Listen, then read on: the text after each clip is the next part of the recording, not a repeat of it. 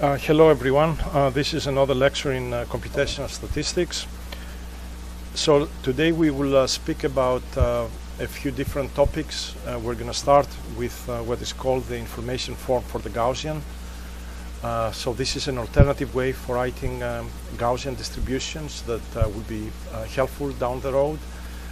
We will summarize a few things about calculating the likelihood. And that will be a good point to discuss on what is called additive and multiplicative noise.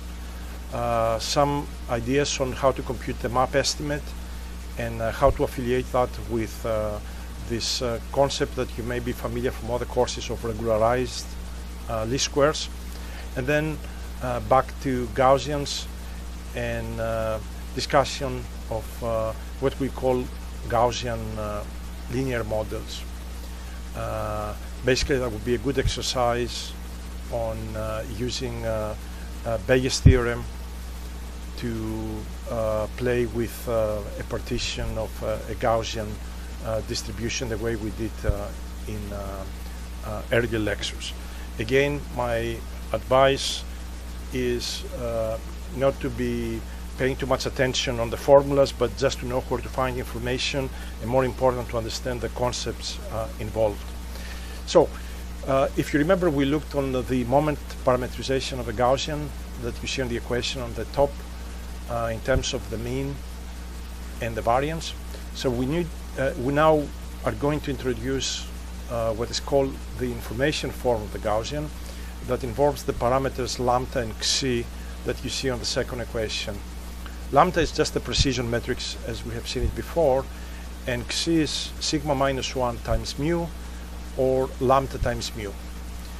If you simply do those substitutions in the expression for the moments on the top, you get basically the equation on the bottom, and notice the subscript c in the Gaussian symbol to indicate that this is the canonical representation in terms of lambda and xi.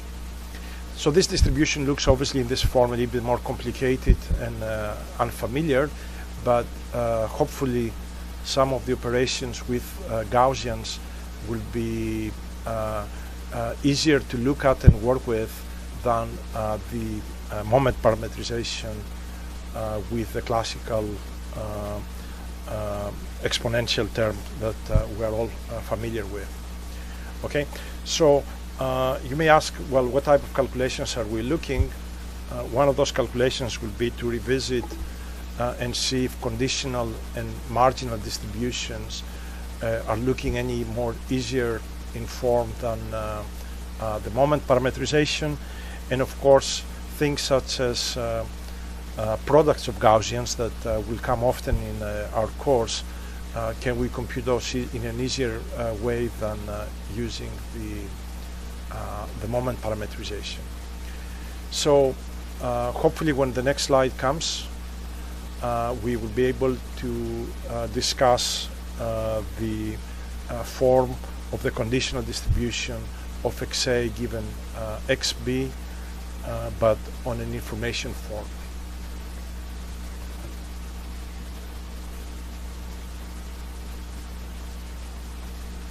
All right, so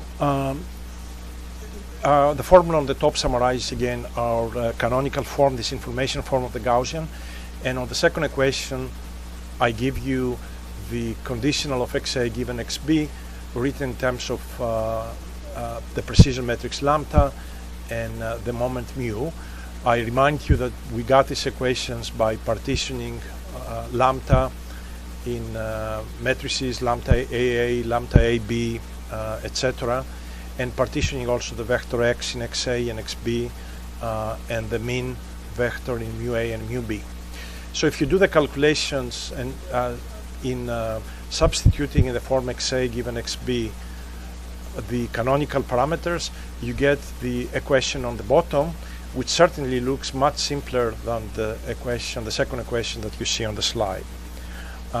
Only one thing that you should pay attention here, the partition of xi in xa and xb follows exactly the same format as the partition of mu a and mu b.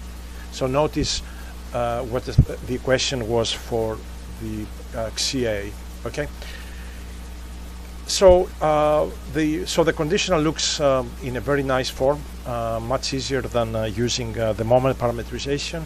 Now we see the same calculation for the marginal, and you notice in the equation on the bottom, the marginal has not benefited much from the information form. It looks a little bit more complicated than the classical equation, where it says, for example, that the mean and the variance of xb's is given directly from the partition of the mean and the variance. So here is another slide showing benefits when you use the information form for the product of two Gaussians.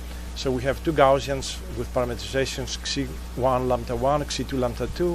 When you multiply them, the xc set, and the same is true for the lambdas. This is written for the univariate case, but you can extend the same type of calculation for a multivariate distribution.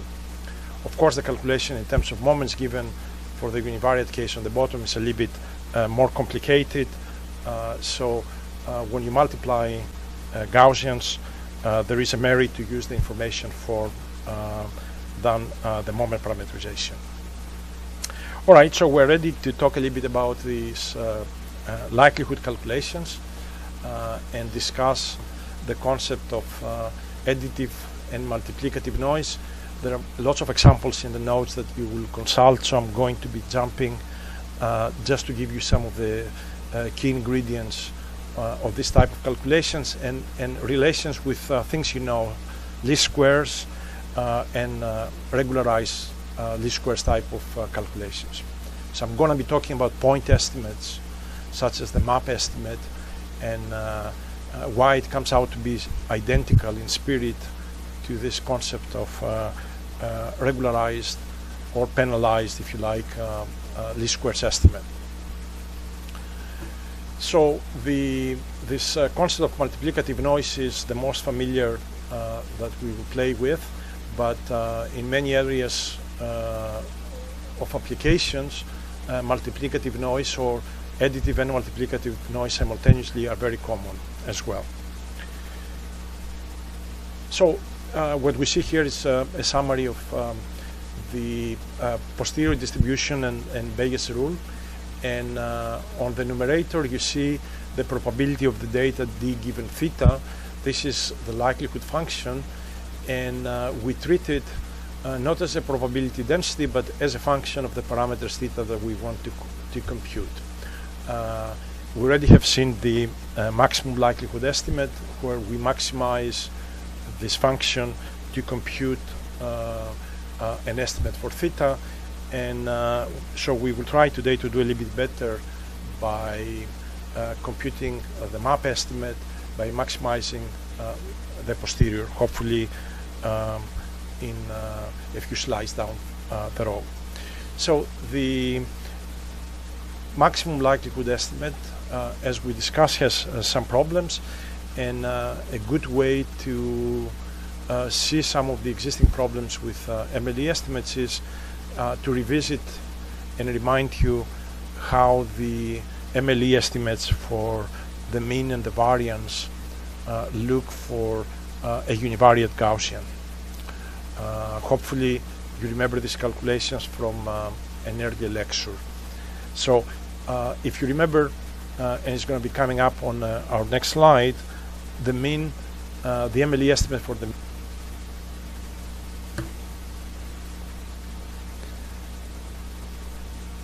So we're going to, it seems we had some recording issues. We're going maybe to repeat exactly the same things. Hopefully they don't come twice in the recording. So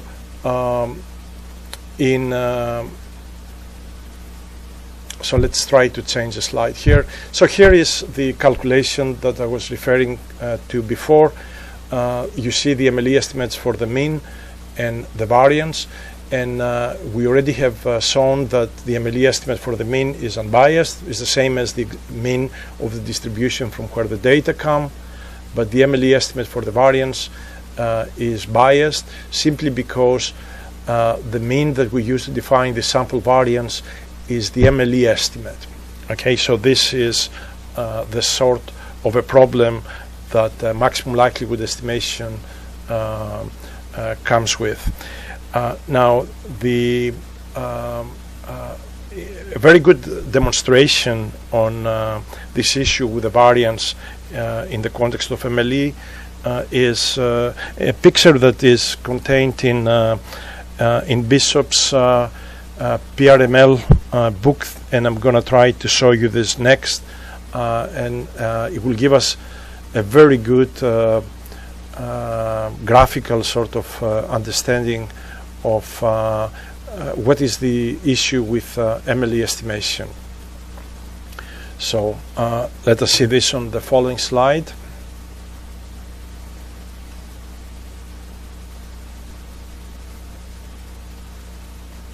All right, so this is basically the the derivations we did. So here it is, the next slide. So imagine that you sample 2 data points at a time. So think of experiments A, B, C on these pictures from the true Gaussian, which is that green curve that you see marked as true Gaussian in this picture. So you do MLE estimate in all 3 experiments using the blue data points, so 2 at a time. So the mean and the variance you computed. The variance again is with respect to the sample mean, and you can immediately see that in each case the sample variance is underestimated versus the variance of the true Gaussian. Now, you may say, what happens if I average the results on the 3 experiments? And you see that the MLE estimate for the mean looks pretty good. Basically, it will bring you very close to the mean of the true Gaussian, but the MLE estimate for the variance is basically, I look in the 3 cases, it looks basically the same in cases A, B, and C, and it is significantly less than the variance of the true Gaussian that you see under the green true Gaussian case.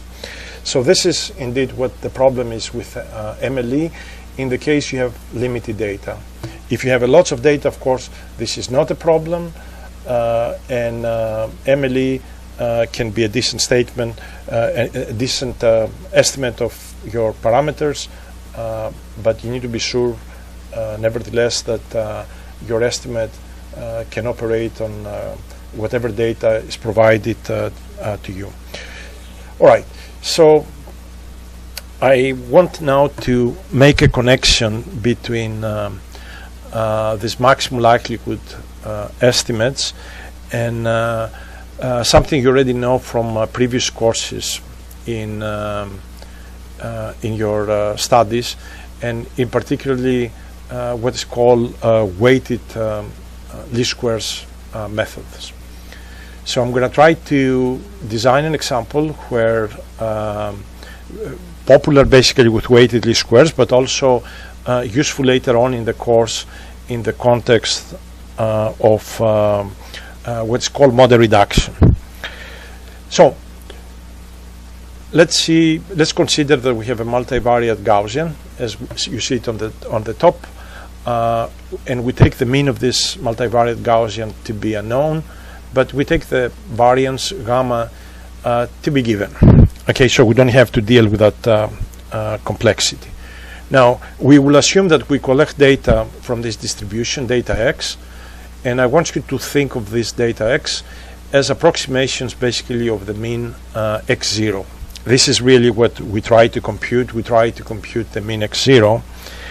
And what I'm going to do is, because X and X0 are high dimensional vectors, we're going to do some sort of approximation, a model reduction, if you like, approach. And I'm going to assume that X0 depends through the equation that you see, the second equation, through some vector of hidden variables, Z, and we're going to assume that the dimensionality of Z is much less than the dimensionality of X. So we're making a model, and we say rather than computing X0 in, let's say, 1,000 dimensions, maybe it would be sufficient to compute Z in let's say in 50 dimensions or in 10 dimensions, okay? And we assume for now that this matrix A is known. So this setting up with hidden parameters, it will be very typical later on in the course when we discuss about model reduction. So what's our problem now? The problem is, given samples of X, we want to come up with an estimate of Z for a given A, okay? Again, given samples of X, we need to compute some point estimate of Z, and the data X are coming from the distribution that has a mean X0, which is AZ, and a variance gamma. So we need to be able now to write down our likelihood function, right? So we want to compute Z, so we need to be able to say something about the probability of X given Z. Okay, that's what the likelihood model is. Z are a known variable, so we need to be able to say something about the probability of X given Z. And of course, this is defined by the model error, that in this case is the variance gamma that we have in our Gaussian model. So what is the mean and the variance of X given Z? Can you look at the equation on the top and try to think on how we compute the mean and the variance of X given Z? How do we do that? So if we have given Z, right, can we compute the mean of X?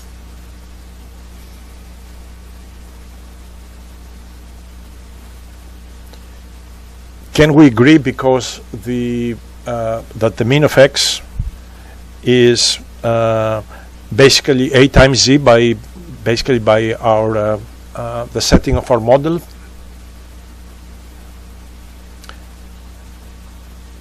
All right, so let's see on the next slide. If you don't like that, how about if you write our model explicitly as X equal A times Z plus some noise, some additive noise, E, that comes from a Gaussian with mean 0 and a covariance gamma. All right, so can you see now directly that the mean of X is basically AZ plus the mean of E, which is 0. So basically, by design, the expectation of X is 8 times Z. Similarly, if we compute the covariance of X by substituting our model from the first equation, we can immediately see that the covariance is the same as the covariance of the noise Z, which is our given gamma, again specified for this problem, taken as given. So obviously we have a Gaussian distribution for the likelihood, and in the next equation we're going to see this Gaussian for this additive model case written explicitly. So you see that the probability of X given Z is the Gaussian with a mean AZ and a covariance gamma. So let's go back to our problem now. We collect some samples of X. Let's denote those X1, X2, Xn. So these are samples that come from this additive noise model, and from these samples we want to estimate our unknown Z. All right, so we're going to do this by using maximum likelihood estimate. So we need to compute our likelihood for this n-size data set, and then we need to find the maximum of the likelihood or of the log likelihood with respect to the unknown parameter Z. So let's see, how does the likelihood looks like if I collect 10 data points, right? We know on the equation you see for one data point. So what we need to do is, assuming that we sample this X's independently from each other, we can write down that the likelihood function will be basically the product of the likelihood of each of these data points. So pi of x1 given z, pi of x2 given z, etc., until we have all of our data points basically included in the likelihood calculation. So if you look at the exponential, when you multiply these terms together, you will basically get, in the likelihood, you will get a summation in the exponential that has its term for one of the data points. That's the equation that you see now on the slide. So we need to find the maximum likelihood estimate, which is find the z that maximizes this. If we take the log of this, this will be equivalent as minimizing the following functional. That functional will be the summation term inside that exponential, right? So effectively, to maximize the likelihood is the same as minimizing this functional L that you see, minimize it with respect to z. So what I have done on the last equation is rewritten explicitly the summation by multiplying terms together, and you notice there is a quadratic term in z, there is a linear term in z, and there is a constant term. So effectively what we will need is we will need to find the derivatives of this functional with respect to z, so we can come up with a point estimate for the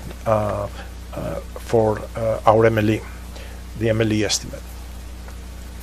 So so in the next slide I'm going to differentiate the quadratic, will give me a linear term in z, and the linear term in the middle will basically give me the term that you see in brackets on the right side of the equation in the bottom. So let's see how this differentiation will look like. Okay, so here's the same equation that we had before, setting the gradients equal to 0, and there's the answer. We have a matrix A transpose gamma minus 1A times Z, and this comes to be equal to A transpose gamma minus 1, X bar, and X bar is, as you can see from there, it's the sample mean. It's the summation of all my data points xj divided by n. Now, you may immediately be able to see that this is the solution you will get with least squares approximation for this problem, but if you want to make it sort of more obvious, you can actually consider only one data point. All right, so we don't have to worry about the sample mean. So if you have only one data point, so only one x, and from it you want to compute the value of z, effectively we would have a functional to minimize that simply looks as x minus z transpose gamma minus 1 x minus az. All right, that's a weighted least squares problem, weighted because there is a gamma minus 1 there weighting the error that you do between the data point x and the approximation az. All right, so this is a weighted least squares problem, and you can write it if you want in a more convenient form by using a matrix decomposition for the matrix gamma, but again the details are in the notes. The conclusion here is that I want you to remember is maximum likelihood estimate is effectively identical with weighted least squares, and the weight here in the approximation is really the inverse of the covariance matrix, so it's gamma minus 1 what comes in the calculation of the MLE estimate. All right, so I want to move a little bit and introduce the concept of additive noise. Of course, we had an additive noise on this example, but I want to sort of do this a little bit more formally, as this case is sort of so popular, you know, in all sort of likelihood calculations, that we need to see this in if possible, in its general form. All right, so let's wait for the next slide to come, and we will discuss about this additive noise problem. And so effectively what we will do is we will assume that we have some dependence between some data y and some unknown x, that you can think this is a computer code or a function evaluation. So I want you to think of trying to compute x through a model that has the form y equal f of x. Okay, so here is our slide on this topic. So usually when you use either a computer code or some model and you say y equal f of x, and we will see this in the coming equation here, obviously that is an approximation, and the way we account for that approximation is by saying, well, yes, y equal to f of x plus some noise. That's the additive noise there in the model, and we assume some probability model for the noise, typically taken as Gaussian. Okay, so let's consider that the noise probability distribution is given. So the likelihood calculation for this additive noise model is basically the calculation of the probability of y given x. All right. The noise, you can take it that is centered around the origin, around 0. This is very similar to what we had in the previous slides, where, if you remember, we had a noise with mean 0 and a variance gamma, covariance gamma. So the noise, let's say if this is a scalar y and a scalar x, the noise is centered around the origin. So we need to calculate the probability of y given x, and there is the answer on the bottom of the slide. The likelihood basically needs to be evaluated by evaluating the noise model at y minus f of x. So effectively what we do is we take the noise that is around the origin and we shift it around the function f of x without changing basically the noise distribution at all. I mean, this is all effectively what it is in this additive model. And again, the distribution for p noise can be anything, but typically with justification from the central limit theorem, we take this to be a Gaussian noise. Okay, so here's a plot that shows again the black dots, the data indicating the noise in the data, but centered around the origin, and then shifting the whole thing with a function f of x. So, so think now, how will you write this likelihood p of y given x if, let's say, the noise distribution was a Gaussian? All right. So how are you going to do this when the noise distribution is a Gaussian? How will the probability of y given x look like? And let's take that the noise is a Gaussian centered at 0 with some variance sigma square. Well, there is the answer. So the likelihood model looks as you see on the bottom.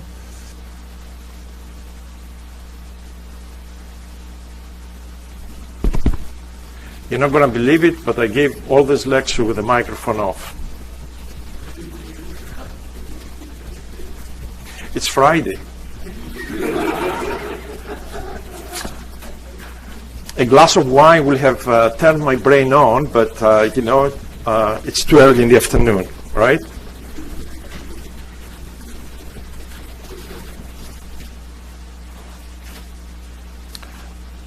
One of you needs to be in charge of telling me, is your microphone on? Is this on? Etc., etc. Is your brain working?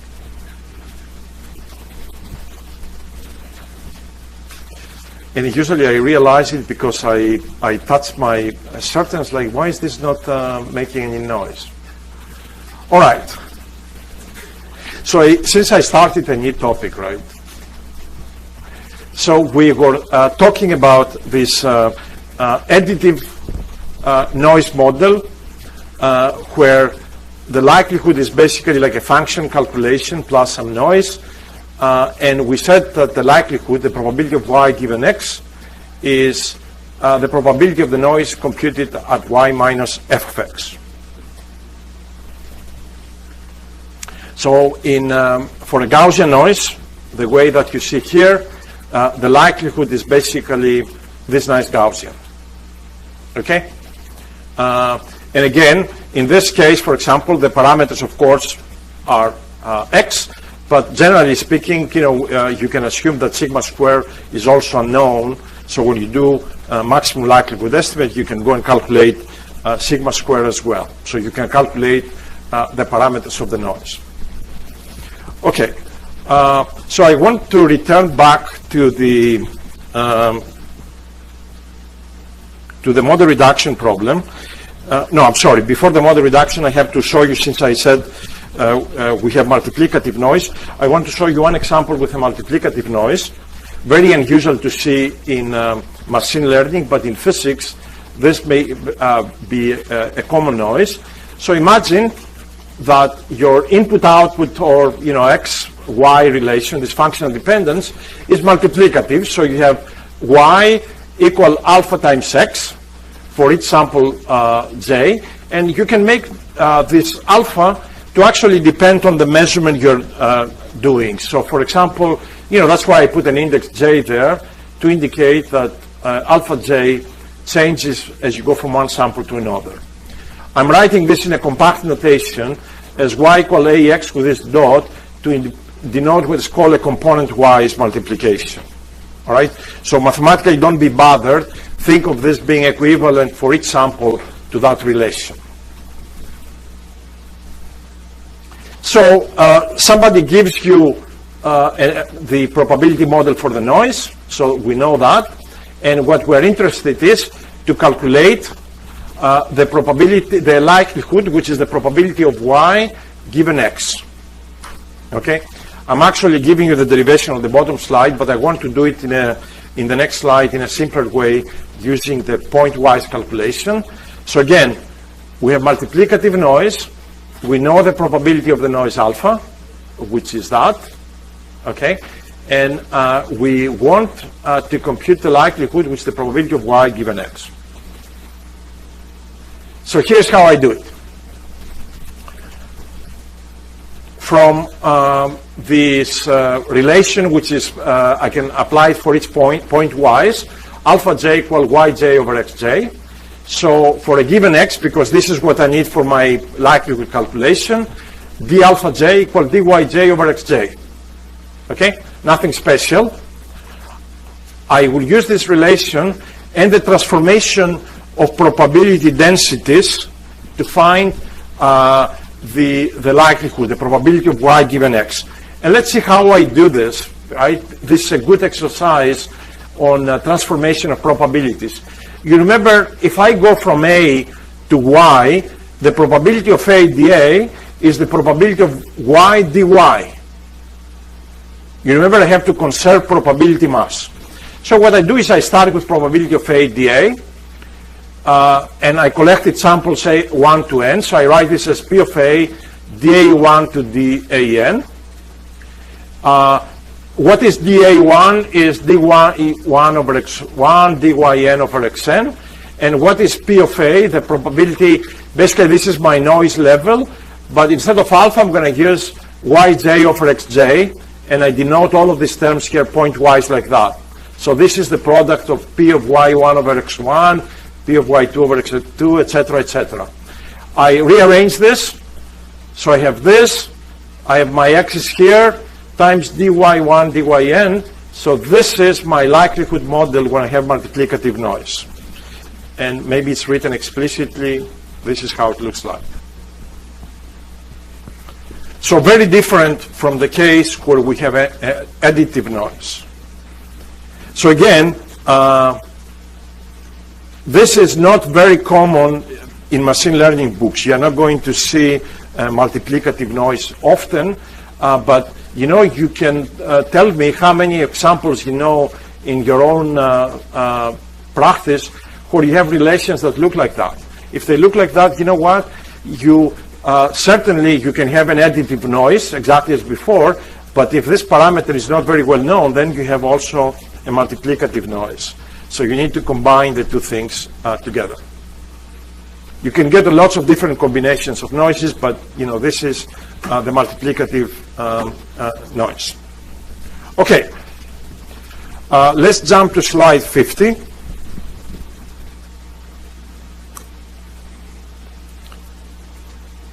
And so I'm going to return to the Bayes rule because I want to revisit that weighted least squares problem.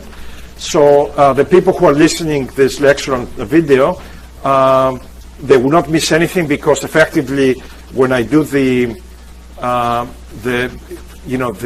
whether it's called a regularized least square case, the map estimate, I'm going to refer back to the earlier slides that they miss because of the stupidity of my microphone being off on a Friday evening. So Bayes rule, exactly the previous relation, right? So the prior model, the likelihood calculation, and for now we don't really care about this normalizing factor. But what I'm going to do is I'm going to try to work with a new point estimate, which is not the one that maximizes the likelihood, but is one that maximizes the posterior, and the posterior involves only the likelihood and the prior. So that's why I don't need to care about P of X. All right. So I'm just jumping only one slide. So this is our original problem. So let me summarize it again. X is a high-dimensional vector, okay? And we had a Gaussian distribution for it. So this is, we have measurements of X, which are basically representations of the mean of X. We assume a Gaussian distribution. The mean of X around with some known variance, okay? And we represented the mean as some matrix A times Z, where Z is a low-dimensional vector, okay? And because this is wrong, you cannot take a high-dimensional vector and shrink the information from high dimensions to low dimensions with zero error. We plug in also some additive error E, okay? And so this is what we already looked. And we looked in the case where Z is basically a deterministic entity, and then we found a point estimate Z that maximizes the likelihood of X under this model.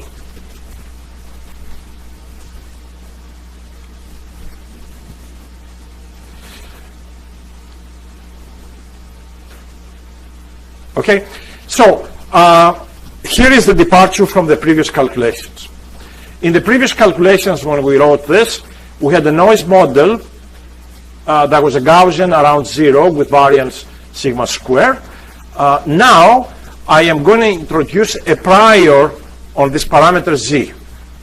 This is new. So this is sort of an intro to where the Bayesian analysis will be going. Of course, not with point estimates, but right now, I'm going to introduce some prior model on this vector Z, okay? And this prior is also says, because, I'm going to put it mean 0 and some variance which is gamma square gamma, okay? So, all right. So now we have a likelihood model that looks identical to what we had before, but we also have a prior model on Z. So rather than maximizing the likelihood of X, what we're going to do is we're going to compute the posterior, and we're going to maximize the posterior with respect to Z. Okay? So let's see how these things look like. Would you agree with me that the prior density on this problem looks like that? All right, so it's this Gaussian here. All right, you may ask me, why did I put this parameter gamma squared? And I am going to tell you, so you're not curious on this, because we want to mimic what is called regularized least squares.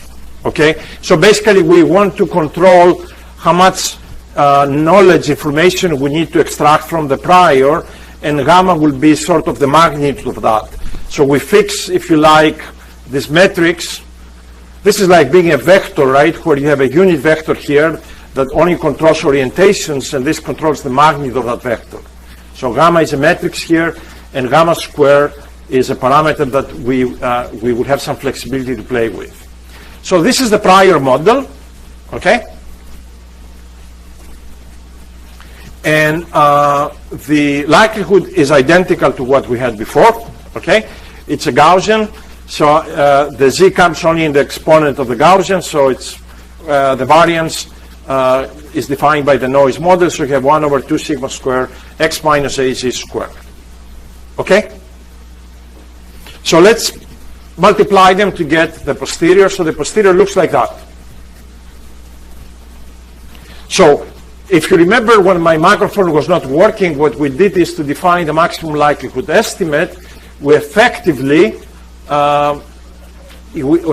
played only with this term, x minus a z squared, all right? And we worked on an optimization problem for z with this term alone. But right now, there is another term, which is this. So what is the map, the maximum a posteriori estimate, the map estimate that we want to define and compute? Is the estimate of z that maximizes the posterior. And because the posterior is in the form exponential to minus the sum of these two terms, rather than maximizing the posterior, what can I do with the functional inside here without the minus? Right, we want to maximize the whole thing, or equivalently, we want to do what to this term plus that term? Minimize it. So this functional that I'm going to minimize, I'm going to call it the Tikhonov functional, because Tikhonov was the guy who introduced regularized least squares basically in the 40s. All of this literature, by the way, came from the Russian literature in the 40s and 50s, and most inverse problems until maybe mid-80s were only solved with this Tikhonov ideas, because Bayesian methodologies had not advanced at the time. But we are going to see now the equivalence of the two approximations. So if you have not seen any of them, you will learn two things at the same time. So this Tikhonov functional, I am going to actually, to simplify it, I am going to define it as this term plus that term times sigma square. So I can put 1 here and then sigma square over gamma square there. So let's see what we need to minimize. What happened?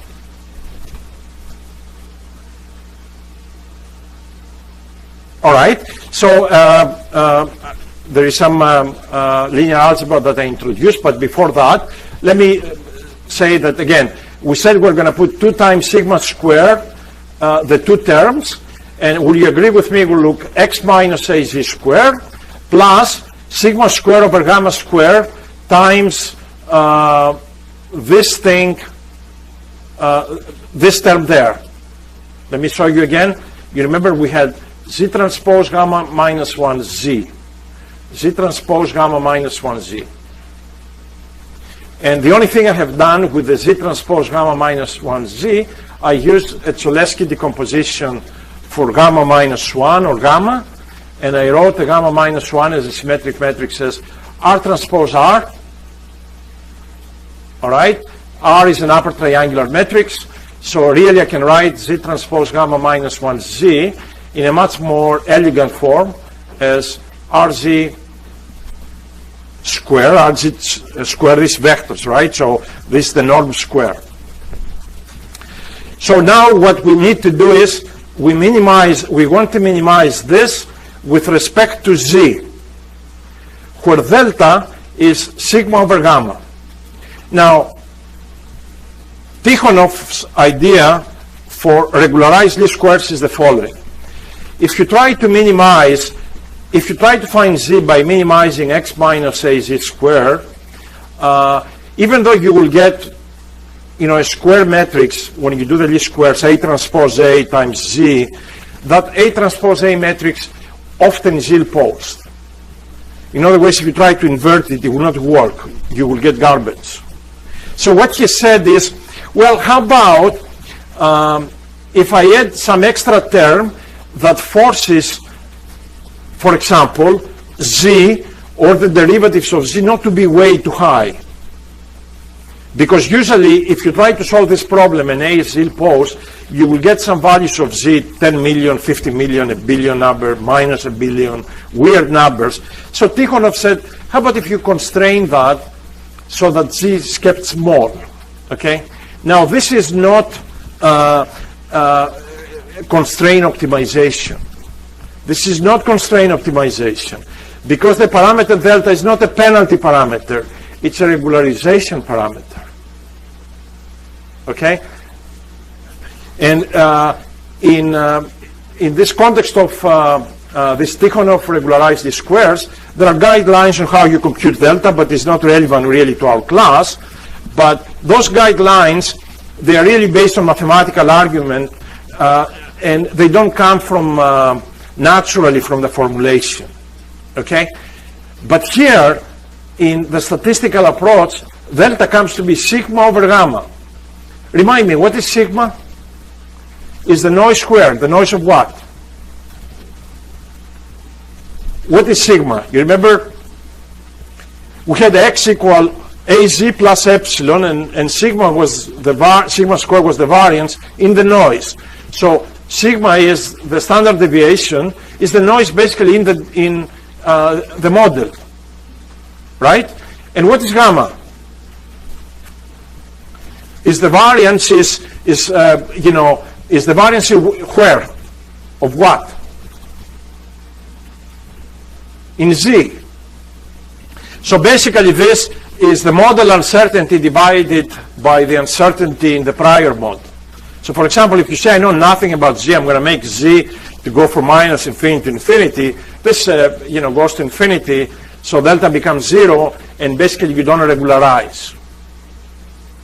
If, on the other hand, this is small, then you introduce a lot of regularization. But the point here is, in the original literature, from a non-statistical perspective, delta is set by other arguments. Here, delta comes naturally in terms of sigma and gamma. So this problem is called, this problem is then identical to regularized least squares, okay? To compute z, you have to minimize that. And if you just expand this, take derivatives with respect to z, you set them equal to 0, you basically get, if I can find it somewhere, come on, where is it? Didn't we have an answer somewhere? Well, I didn't give it to you, but so z is basically what you see here. I should have given the exact expression, but basically you can, that's something you guys can do, okay? So, so the map estimate is identical to regularized least squares, okay? And obviously statistics is much more than point estimates, so this may be not the best we can do. We can do much better than that. Not only that, a point estimate for these inverse calculations, especially the maximum, the map estimate, may not even be a good measurement for z itself. But certainly, it's something that would be of value. Okay. So let's jump to new topic now. And this topic actually is a repeat of what we did with what I call a smoothing prior in the 1D interpolation problem that we discussed on Wednesday. You remember when we discussed about Gaussian conditionals, I told you if we know the values at some points, xb, let's say, then I can find xa given xb from the Gaussian, and we use that idea for doing interpolation of functions. But in doing interpolation for functions, I use what is called a smoothness prior to start with. So I want to show you the same concept now, since we talk about these map estimates and likelihood calculations, I want to revisit this once more, now for a problem in 2 dimensions.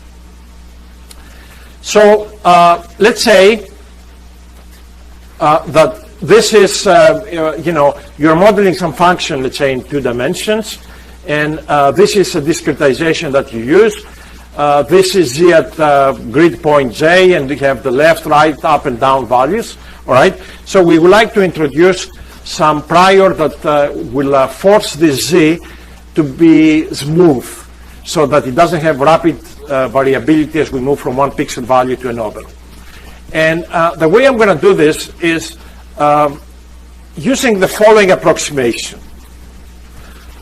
I am going to approximate Z as the average of the Z values of its 4 neighbors. I am going to treat this as my prior model. All right?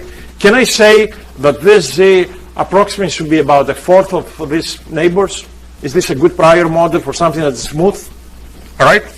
So doesn't this look like sort of the, it looks like the model reduction thing we did before, right? Of course, we went from Z to Z, so it's not real model reduction, but there is a mapping, let's say Z equal to AZ.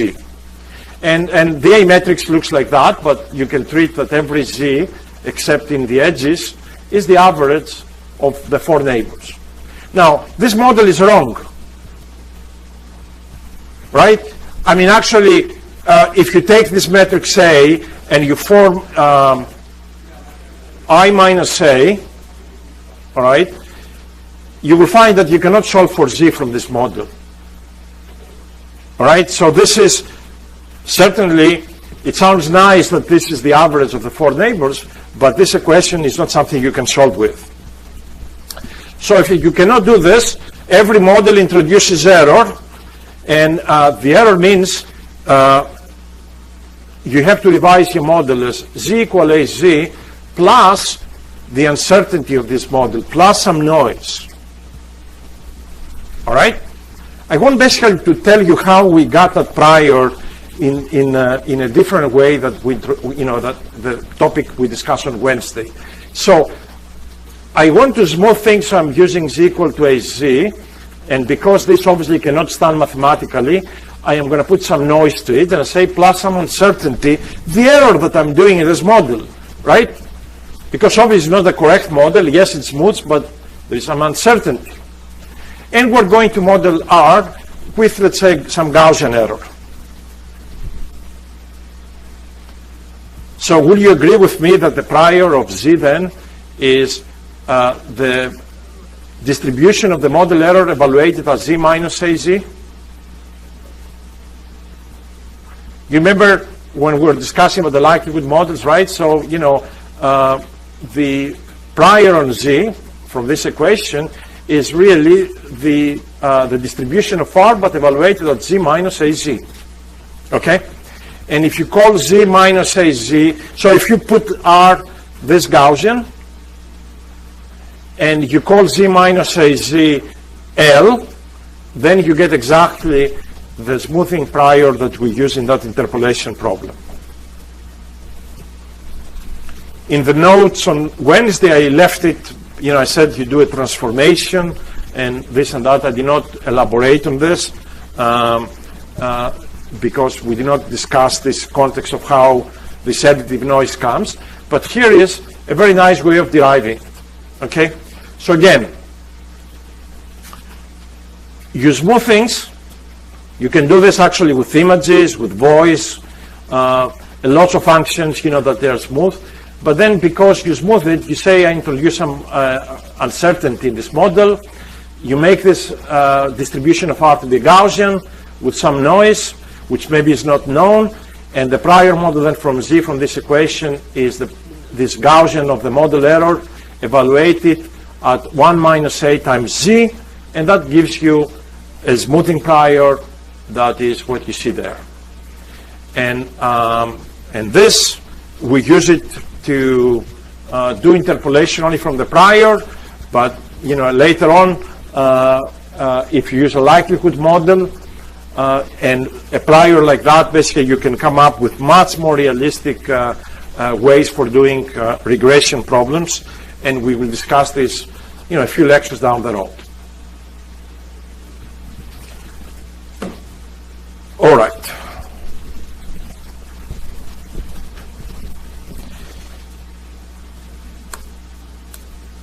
Okay, I need to finish the lecture today with a little bit of more metrics calculations for what is called Gaussian linear models. Okay, and this is something you are going to use about 1,000 times if you work in this area. So these are formulas, you need to have them ready to look at and be sure how you know how to use them. So let's say the following, that these are all vectors, x and y. So you have a model that you have probability for the probability of x given by this Gaussian, and the probability of y given x is given by this form, and we call this Gaussian linear models because the mean of y given x is linear in x. All right? But the covariance has no x dependence. This is very important. If you put an x dependence there, then none of these equations is valid. So the mean is linear in x, all right? And this is x independent. So what is interesting, calculation, and it comes all the time, is if you have something like that, you want to invert this calculation, and using Bayes' rule, compute the probability of x given y, and compute the marginal of y. And you can see, for example, why, how Bayes' rule will come, right? Because if you take the joint distribution of x and y, you can write as p of x times this, or you can also write as p of y times p of x given y. So from there, you can compute from these two entities, you can compute those two entities. Okay. The calculation actually, it's straightforward, and it's application of the trick we discussed on Wednesday, which we call it what? Complete the what? The square, all right? And I can tell you, if you don't do these calculations once by hand, next time you're going to have to deal with this in your own problem with much more complicated distributions. You won't be able to do it right. Okay? So completing the square, it's, it's a weird terminology, but in statistics it works, okay? So this is what we're given, all right? And we need to reverse this basically calculations, have p of y and p of x and y. So the starting point, and I'm not going to give you all the algebra, maybe I will highlight some of the calculations. So the starting point is to form the joint distribution of x and y given this marginal and this conditional. So let's call z x and y, and we need the joint distribution of x and y. Of course, you know the joint distribution is p of x times p of y given x.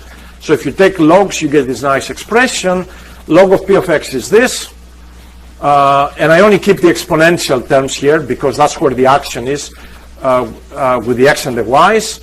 And that's why I put a constant. And the log of y given x from here is this nice expression. So if I ask you to compute the probability of x given y, let's see actually what is next, and then I will ask you. So let me see. Well, actually, okay, so before I ask you, so from here, will you be able, if I ask you to compute the probability, the Gaussian, the joint Gaussian for x and y, how would you be able to, from here, to write the Gaussian for the probability of x and y together? What are you going to have to do, actually? Actually, it is a completing the square as well, right? So what will you have to do to write, to identify what the mean and the variance for x and y is? We're going to have to write it in quadratic form in a similar fashion to what actually you see here. This one quadratic, this one quadratic. But rather than having x here or y there, we're going to have a vector here, which is what? x and y minus some mean, and then here's some metrics and another x and y and that mean. And how do you do this? By rearranging this equation. All right, you can write it like this. So this is only the quadratic terms. So will you agree with me that the variance, the covariance of x and y is the inverse of that?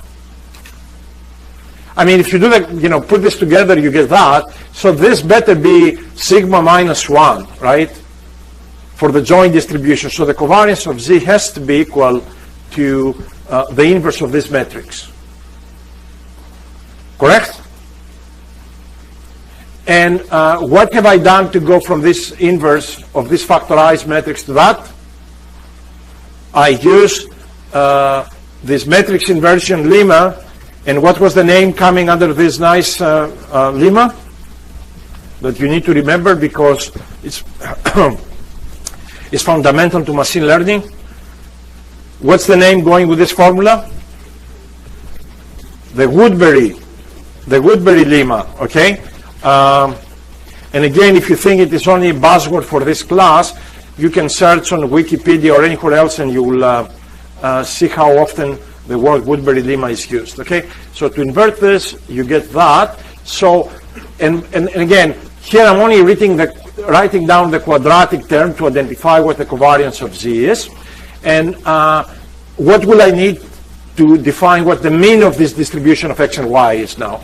I will need to see how the linear terms look like. Okay? And the linear terms will basically need to look something as z transpose times the covariance of z inverse times the mean of z. This is what I want to identify. So if you only take the linear terms in that expansion, the linear terms come to be this. So forget the z transpose. If you multiply both sides by the covariance of z that we computed, it comes out that the mean of z, it's a very nice expression. For x is mu, for y is a mu plus b. Not surprising there, right? Because you remember we had a conditional model. Okay? So basically the mean of x was mu, the mean here was ax plus b, all right? But when you compute the joint, the mean comes to be a mu plus b. Okay? So, how do we, from these calculations, right, can you tell me, so we have now the joint distribution for x and y. How do we calculate marginals? So we want to compute now p of y.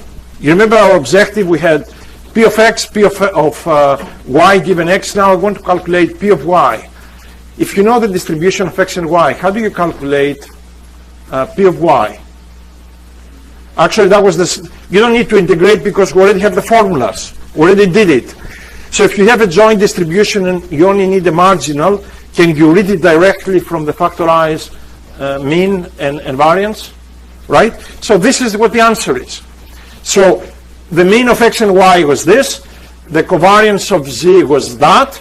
So if we need, for example, p of y, then the mean will be this. All right? And the covariance will be that. That's it. No calculations are needed, right? We did it once, and that will be all. I am not going to show you the x and y, but basically the calculations for x and y are a little bit more complicated, but following basically the derivations from last week. So the conditional of x given y is given by this complicated expression. Trust me, as complicated as it looks, you're going to have to use it about 1,000 times because always you have to play with these linear Gaussian systems. Okay, I better move fast because I have a few more slides to show you and some examples of this. Okay, so here is an example of, I have actually two different derivations of this. Let me see if I should tell you this. So this is Bayesian inference for the Gaussian, okay? So we talk about the likelihood, All right, so this data come from this Gaussian, and I am going to take that the sigma square is known, all right, and mu is unknown, so mu is the parameter of my model, and I'm going to put a prior on it. So when you think Bayes formula, think that Bayes formula is going to produce us from these measurements, and this prior is going to produce us a posterior for mu. So we would like to know how that posterior of mu looks like. We will talk about Bayesian models next week, right? But since this is a Gaussian time, it's good to see these calculations even in a superficial manner in the lecture this week. So the idea is very simple. The likelihood model, we already have seen it, is the product of these univariate Gaussians computed at xn. All right, there it is. I remind you, mu is what we are after. Sigma square is given. So what I have here is the posterior, which is the likelihood, this, times the prior on mu, which is that Gaussian. There it is. And I need to extract from here, in a nice form, the posterior on mu. So there is mu in this term here, there is mu in that term. How do you extract a probability density for mu, especially if it's Gaussian? What do we have to do? My posterior looks complicated. There is a mu there, there is mu there. If we're gonna, we know Gaussian times Gaussian has to be a Gaussian. How do we make this to look like a Gaussian for mu? What's the buzzword? Completing the square. Okay, you got tired and it's Friday. So if you complete the square and you don't get tired, you basically can write this as -1 over 2 sigma n. So this is the standard deviation basically for the model after you have collected that data, and this is the mean of your distribution. And here how the answers look like. So if we look at the mean of the posterior, it comes out to be an average of the maximum likelihood estimate. And what is mu0? Is the mean of what distribution? Of the prior. So you are basically somewhere in between the MLE estimate and the prior, okay? And to which way you go, towards MLE or towards the prior, it depends on the relative values of n, how much data you have, but also it depends on the strength of your prior. Because, for example, if sigma 0 goes to infinity, you know what does it mean sigma 0 goes to infinity? Your prior had a variance sigma 0. What does it mean sigma 0 squared goes to infinity? You basically, there's no prior. It's like, it's all over the place. So if sigma 0 goes to infinity, what do you get from this? What is this term equal to? If sigma 0 goes to infinity, then this goes to 0. And how about here? If this goes to infinity and infinity, what do you get here? You get the MLE estimate. Okay? And the other way around, right? If you have lots of data and, they can overcome the prior, etc., etc. So the discussions are on this slide. And here is, by the way, how the calculations look like. If you start with a prior that looks like that, when you compute the posterior of mu, after one data point, it shifts away from the prior. After 2 points, it's further away. After 10 points, basically, it found its way, and it recognizes the correct mean and variance for mu. Okay? And again, do play with these little programs, because if you don't, you cannot get an appreciation really of pixels like that, right? How, from a prior model, you find yourselves to the posterior estimate. I have 2 slides only to cover with 2 examples. Okay, I love this slide because I did not know about this derivation until maybe a few months ago. Okay, there's nothing new in this derivation, right? So this derivation is computing the posterior of the mean similar to the previous problem, but for a multivariate Gaussian. So my likelihood model is not a univariate Gaussian, but is a multivariate Gaussian. And this mean that I denote as x is exactly as before, comes from a Gaussian model with some mean mu0 and a variance sigma 0. You can do this your normal way for the likelihood, times the prior, complete the square, and 2 pages later, you will come up with a nice posterior. But I wanted to show you how, if you know how to manipulate tricks, right, you can get answers right away by reading formulas. So I'm giving you the derivation here, but I want to use your intuition with this equation. I claim that if I collect n data from this distribution, I want to write the likelihood model, which is the probability of all of this data given x. And rather than writing the probability of y1, y2, yn, I am writing the probability of the sample mean of y given x. Because, you can think about it, that would be sufficient statistic for what we want to do. That's enough information from the data, okay? You don't need anything else. And I claim here that the probability of the sample mean of y given x, it is x times 1 over n times the covariance sigma y. Okay? If you don't believe me about this derivation, I actually give you the proof on this asterisk, so I want you to read it. So I don't complete the square, but I look at this expression and visually immediately you can recognize that this is correct.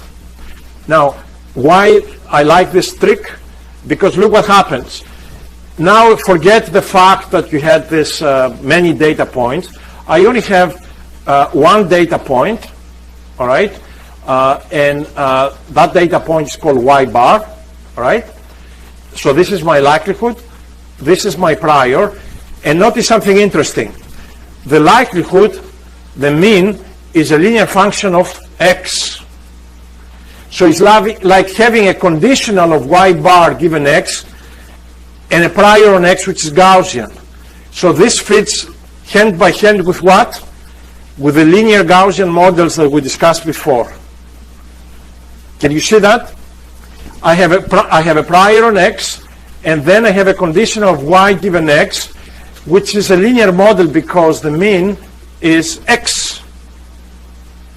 So before, you remember we had ax plus b, so a is identity, and b is 0. So if you take the results that we had before and this complicated formula, all right, you can directly plug in, and there is the posterior of x without any calculations.